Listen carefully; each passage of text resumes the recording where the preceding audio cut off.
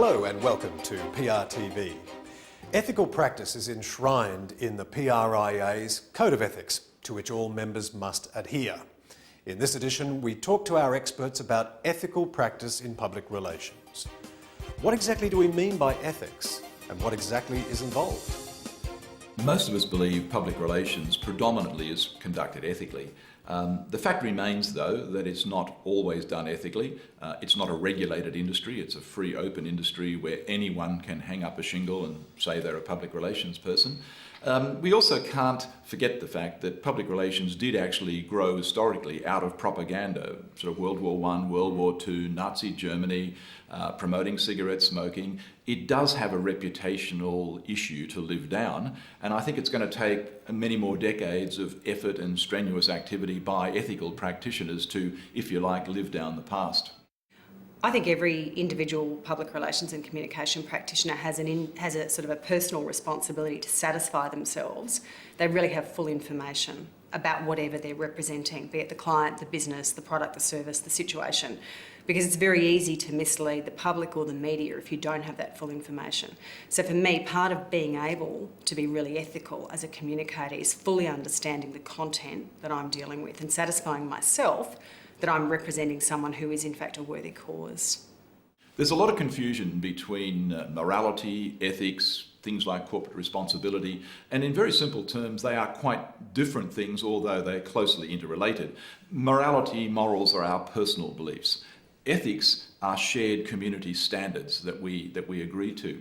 Corporate responsibility is a way of behaving, drawing on ethics. And of course, issues like trust and reputation, they are the outcome. You have trust or a good reputation if you act ethically and you act responsibly. I would have to say, working in the healthcare space, I work with not only colleagues but also clients who are some of the most ethical and morally sort of founded or grounded people that I've ever met. And maybe that is born from the fact that the messages that we are generally communicating can be life and death issues for the people who we are targeting. So if we are launching a new medication or we are talking about a particular disease state and people are making life-altering decisions based on the information that we are putting out there, then it's really important that we don't oversell, that we don't try to manufacture hope. Ethical issues can be quite difficult of, do you tell all of the information, or is sometimes managing the information, is that more ethical? And it depends a lot on whether you're talking about a duty approach, which is one approach that you always tell the truth no matter what, or are you looking at the outcome, the end result, which is a different ethical approach. So most people argue that there needs to be a lot more education into the complexities of ethics, because it's not just as simple as saying tell the truth. I think in the not-for-profit sector, trust is paramount. For an organisation that relies primarily or even solely on funds donated by supporters, the need to be good stewards and have an ethic of stewardship and be highly transparent with how you use that money is vital. So if, for whatever reason, that trust is undermined, your reputation is damaged, either intentionally or through just a perception management issue, that has the potential to really undermine a great deal of trust that's been built up with your supporter base, and that's very hard to reclaim. Fundamental in ethics is telling the truth, honesty, transparency.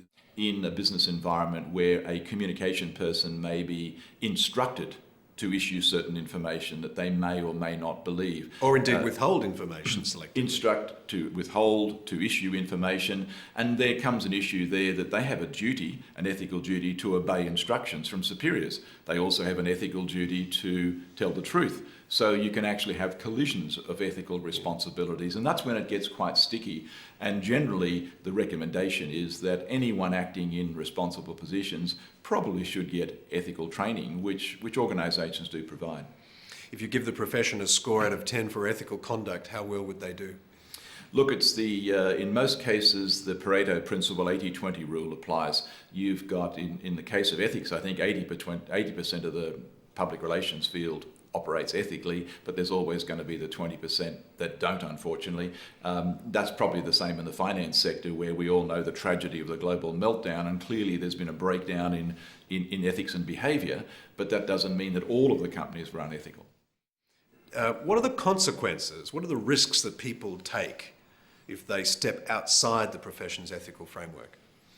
Well, ethics needs to be understood as it's different to personal morals. We have our morals. Ethics are societally shared standards, so they're shared across the society. The risks, therefore, are if you don't act ethically, you will then at some point risk facing censure by that society, by your customers, by the community. And of course, in today's marketplace, we know that organisations need to maintain public support, they need government support, they need their customers to be loyal. So the danger of, if you step outside of societally adopted standards, which, for example, some financial organisations have clearly done in the 2008-2009, you run the risk of great community anger, and that can lead to lost business, even lost organisations. And if you have any suggestions for PRTV, email producer@reputationtv.com. And a reminder also to PRIA members, log onto the website for the latest edition of the newsletter. It's available now. Well, how do we measure PR success? Our experts wrestle with this ancient problem that has always foiled the PR profession. The measure of success. That's our next edition in July. Thanks for your time on PRTV. We'll see you next time.